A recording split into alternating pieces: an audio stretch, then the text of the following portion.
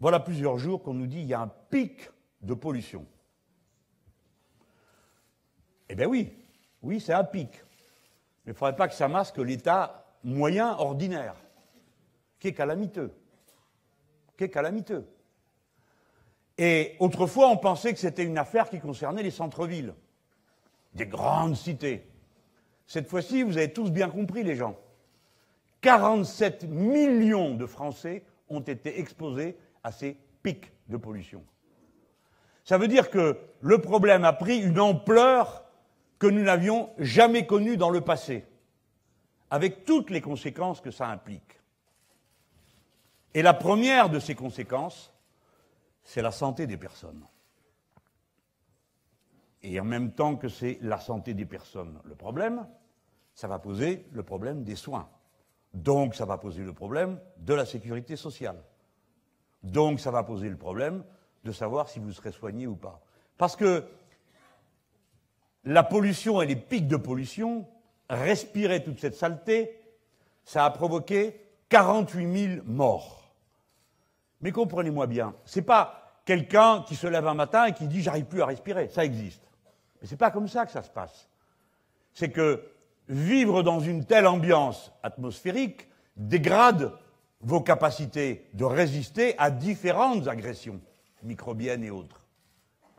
Et par conséquent, vous n'irez pas voir votre médecin en disant « j'ai du mal à cause de la pollution ».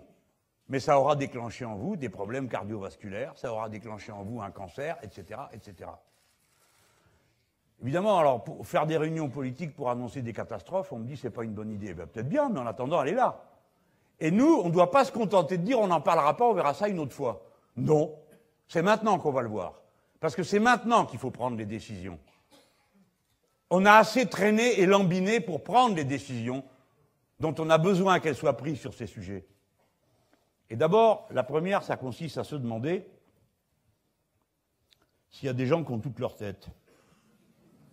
Parce que tout le monde ici, même celui ou celle qui n'est pas du tout écolo, mais quand même qui tend l'oreille, qui s'intéresse au monde dans lequel il vit, a entendu parler du problème que pose le diesel.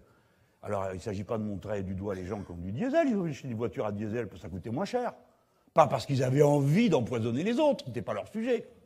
Bon, mais maintenant on a compris, donc on sait qu'on doit revenir à autre chose. Ce qui veut dire transformer les moteurs, transformer la manière de faire fonctionner les véhicules. Au passage, il faut qu'on s'interroge si ça a vraiment beaucoup de sens de continuer sans cesse ce type de locomotion. Je vais en parler dans un instant. Mais franchement, c'est une campagne électorale, hein, donc il faut dire les choses. Franchement, qu'est-ce que vous pensez de quelqu'un qui dit « il ne faut pas faire la chasse au diesel ». Il reste au cœur de la politique industrielle française et du projet industriel français de la mobilisation environnementale. Je vois qu'il y en a qui ne suivent pas, parce que vous n'êtes pas assez moderne, branché et bondissant. Je recommence. Il ne faut pas faire la chasse au diesel. Vous aviez l'intention un matin de vous lever avec votre fusil pour aller courir après le diesel. Vous avez compris. Quand on dit qu'il ne faut pas faire la chasse, ça veut dire qu'il faut câliner. C'est une manière de montrer un comportement honteux. Le diesel reste au cœur de la politique industrielle française et du projet industriel français de la mobilité environnementale. Alors, à votre avis, qui c'est qui a dit ça? C'est drôle, comment ça se fait que vous pensez à lui? Eh oui, c'est M. Macron.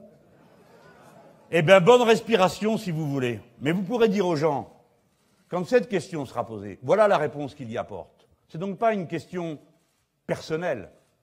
C'est que cet homme n'a pas compris la nature du problème qui se pose à la civilisation humaine et à la société française. Il ne l'a pas compris. Il ne sait pas de quoi on parle. Il ne sait pas ce qui est en train de se passer.